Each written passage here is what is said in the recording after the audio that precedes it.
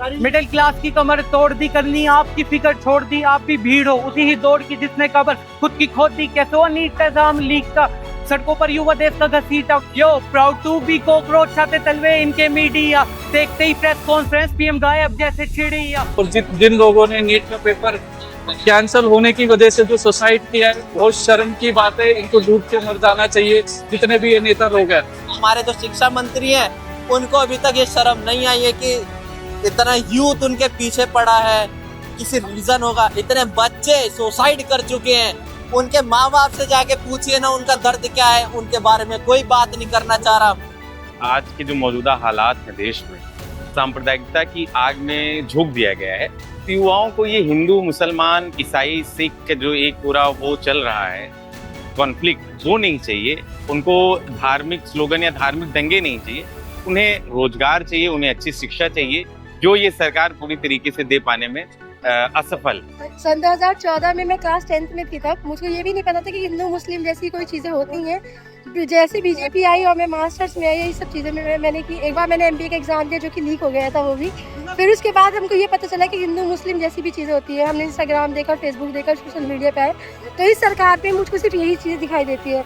अभी जो नीट का एग्जाम हुआ है, री एग्जाम हो रहा है, उसका एडमिट कार्ड आया एक स्टूडेंट का, उसको अबू धाबी में दे दिया। हमारे छात्रों का, युवाओं का गुस्सा इतना है कि हम छोड़ेंगे नहीं, हमें इस्तीफा चाहिए, इस्तीफा चाहिए तो चाहिए। नमस्कार, दवायर में आपका स्वागत है। मेरा नाम है विपुल कुमार। मैं अभी दिल्ली के जंतर मंतर पर हूं और यहाँ पर आज दूसरे दिन कॉकरोच जनता पार्टी ने एक प्रोटेस्ट रखा है और यह प्रोटेस्ट पिछले बार के प्रोटेस्ट से अलग है। अलग इस मायने में कि हम इस बार देख रहे हैं लोग थालियां लेकर आए हैं और थाली बजाकर धर्मेंद्र प्रधान एजुकेशन मिनिस्टर की रेजिग्नेशन मांग रहे हैं। हम यह भी देख पा रहे हैं कि जो स्टेज है, स्टेज पे एक बोर्ड लगा हुआ है जिस पे लिखा हुआ है peaceful protest Dharmendra Pradhan must resign. ऐसा लग रहा है जैसे इनका सोल एकमात्र जो मांग है वो यह है कि धर्मेंद्र प्रधान को रिजाइन करना चाहिए। पिछली बार हमने देखा था कि सोनम वांगचुक और बाकी जो स्पीकर थे उन्होंने बोला था कि उनके धर्मेंद्र प्रधान के रेजिग्नेशन के अलावा भी कई मांग है, जैसे शिक्षा में सुधार होना चाहिए वगैरह वगैरह, लेकिन इस बार अलग है। साथ में हम इस बार देख पा रहे हैं कि इस बार व्यवस्था भी अलग है। पिछली बार से बेहतर इंतजाम है। रोड पर एक कारपेट बिछा हुआ है जिसपे लोग बैठ सकते हैं। पिछली बार रोड पर कुछ भी नहीं था। पानी और केले का इंतजाम किया है लीडरशिप ने। आप यहाँ पर नीट, जेईई, यूपीएससी की बातें कर रहे हैं, उन परीक्षाओं की। मैं आपको कुछ उदाहरण दूंगा जिससे मुझे बहुत निराशा होती है कि ये परीक्षाएं ठीक भी हों तो ऊपर क्या माहौल अच्छा है, क्या सत्यमेव जयते का माहौल है या नहीं हमारे देश में, वो भी देख लीजिए। उसे भी सुधारने की जरूरत है, वरना परीक्षाओं में आप निकलेंगे आसमान से गिरे खजूर पे अटकेंगे।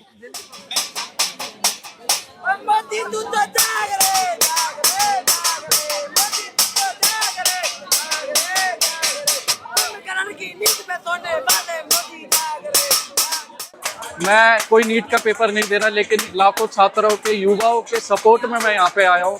इतनी कड़ी धूप में मेरा कोई वो नहीं था, लेकिन मैं इनके सपोर्ट में आया हूँ यहाँ पे। और जिन लोगों ने नीट का पेपर कैंसिल होने की वजह से जो सुसाइड किया है, बहुत शर्म की बात है। इनको डूब के मर जाना चाहिए जितने भी ये नेता लोग हैं। इनको शर्म नहीं आती है, इतने वो करते हैं।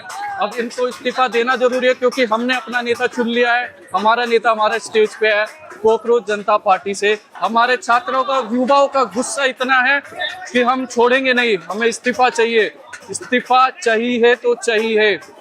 मिडिल क्लास की कमर तोड़ दी, करनी आपकी फिक्र छोड़ दी, आप भी भीड़ हो उसी ही दौड़ की जिसने कबर खुद की खोद दी। कैसे वो नीट का एग्जाम लीक का, सड़कों पर युवा देश का घसीटा। गोल्ड मेडलिस्ट फुटपाथ पर खाया, करिए कितने एथलीट का बता, नेता गए आप सेठ बन। शहरों की सड़क खराब है, मेरी वीक हो रखी एजुकेशन, जीतना चुनाव है दंगे करो ऑन पीक चले मैनिपुलेशन। यूथ के आउट अब हो रही है टेंशन, हर जगह पेट से tension. Yo proud to be cockroach छाते तलवे इनके मीडिया, देखते ही प्रेस कॉन्फ्रेंस पीएम गायब जैसे चिड़िया। जितना शब्द माफिया और उतनी गंदियां नदियां, मैं बोलूं मरते दम तक कोज आई लव माई इंडिया। हम तो अपना थोड़ा सा योगदान देने आए थे। ये प्रोटेस्ट लगता है पर हमारे लिए तो एक क्रांति है। जैसे हमारे पूर्वजों को, महापुरुषों को आज़ादी चाहिए थी, ऐसी हमको भी आज़ादी चाहिए। आज़ादी करप्शन से चाहिए। लीक क्यों हो रहे एग्जाम्स, तो ये क्रांति है और इसमें हम अपना योगदान देने आए थे। हम आर्ट के जरिए भी योगदान देंगे और जहाँ तक होगा हम वहाँ तक करेंगे, फॉर नेशन ऑलवेज। देखिए, आज का युवा, जैसे आज के जो मौजूदा हालात हैं देश में, सांप्रदायिकता की आग में झोंक दिया गया है। तो युवाओं को ये हिंदू, मुसलमान, ईसाई, सिख का जो एक पूरा वो चल रहा है कॉन्फ्लिक्ट, वो नहीं चाहिए उनको। धार्मिक स्लोगन या धार्मिक दंगे नहीं चाहिए उन्हें। रोजगार चाहिए, उन्हें अच्छी शिक्षा चाहिए, जो ये सरकार पूरी तरीके से दे पाने में असफल। आप देख सकते हैं कि जब से शिक्षा मंत्री बने हैं धर्मेंद्र प्रधान, तब से लेके ये पीक टाइम है जब उनके खिलाफ पूरे देश भर में एक माहौल बना हुआ है कि ये उस पद के लिए जो है योग्य नहीं है। जब से आए हैं तब से पूरा सिस्टम करप्ट हो गया है, एजुकेशन सिस्टम। तो ऐसे में और नीट का फिर से री एग्ज़ाम हो रहा है। नीट के री एग्ज़ाम में एडमिट कार्ड में आता है कि एक स्टूडेंट का, एक छात्र का सेंटर जो है वो अबू धाबी में दे दिया जाता है। तो ऐसे में आप समझ सकते हैं कि एनटीए और धर्मेंद्र प्रधान इस प्रोटेस्ट को, मतलब जो एक जो अकाउंटेबिलिटी होती है उसमें उसको किस तरीके से देखते हैं। ये पीक टाइम है जब से मोदी गवर्नमेंट आई है, इतने सारे प्रोटेस्ट हो रहे हैं शिक्षा मंत्री के खिलाफ, और ऐसे समय पे ये सब दिखाता है कि कितना युवाओं को लेके ये सरकार एकदम गैर जिम्मेदाराना तरीके से व्यवहार कर रही है। देखिए, ये जितना बड़ा एक मास अपसर्ज है और जिन इश्यूज़ पर है वो सभी इश्यूज़ डेमोक्रेटिक इश्यूज़ हैं। वो इशू है हमारी एजुकेशन सिस्टम का, और सबसे मूलतः ये इशू है उसकी अकाउंटेबिलिटी का। पेपर पे पेपर लीक हो रहे हैं, स्टूडेंट्स का जो भविष्य है वो दांव पे लगाया जा रहा है चंद लोगों के कारण, चंद लोगों के द्वारा। उन लोगों में जिनका नाम आ रहा है उसमें जो पता लग रहा है कि कैसे वो रूलिंग गवर्नमेंट के साथ एसोसिएटेड हैं, और जैसे सारा प्रकरण चल रहा है ऐसा लग रहा है कि उनको शील्ड किया जा रहा है।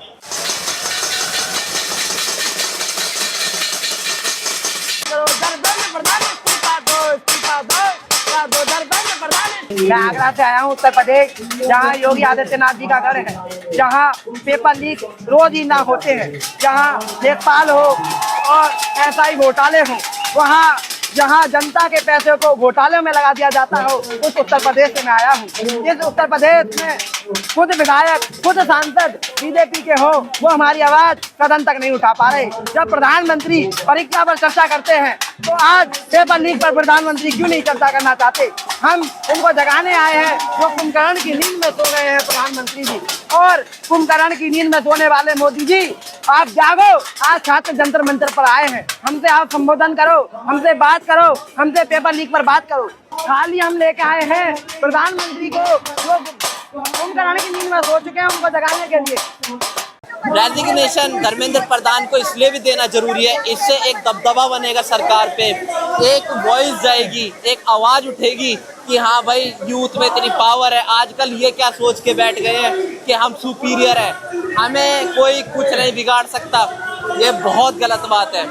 हमारे जो शिक्षा मंत्री हैं उनको अभी तक ये शर्म नहीं आई है कि इतना यूथ उनके पीछे पड़ा है, किसी रीजन होगा। इतने बच्चे सुसाइड कर चुके हैं, उनके माँ बाप से जाके पूछिए ना उनका दर्द क्या है, उनके बारे में कोई बात नहीं करना चाह रहा।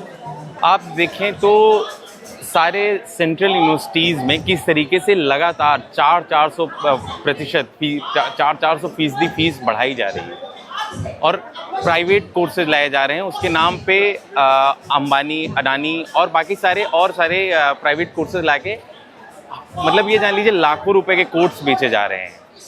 और जैसा कि पिछले प्रोटेस्ट में सोनम वांगचुक और बाकी सारे लोगों ने कहा था कि पूरा सिस्टम बदलने की ज़रूरत है। आप एक भी ऐसा सेक्टर नहीं बता सकते, आप ये नहीं बता सकते जिससे आप इवन न्यायालयों से लोगों का भरोसा उठता जा रहा है, लोगों का चुनाव आयोग से भरोसा उठता जा रहा है, शिक्षा व्यवस्था की हालत आप देख ही रहे हैं, तो अस्पतालों की हालत एकदम ख़राब है। तो ऐसे समय पे आप देख सकते हैं कि अमेरिका, जिसको मोदी जी बताते हैं हमारा सबसे डियर फ्रेंड है, वो आता है भारतीय नाविकों को, 3 लोग जो शिप के लोग होते हैं उनको मार के चला जाता है, और मोदी जी जाके वहाँ पे हाथ मिलाते रहते हैं। तो देश के जितने भी लोग हैं वो सरकार की नज़र में कॉकरोच हैं।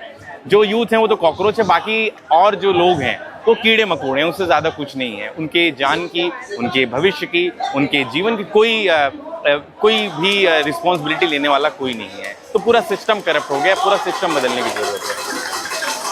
रोड के बीच में ऐसा नहीं करें भाई, यहाँ पे ऐसे फोटो रखे, आगे चले जाए।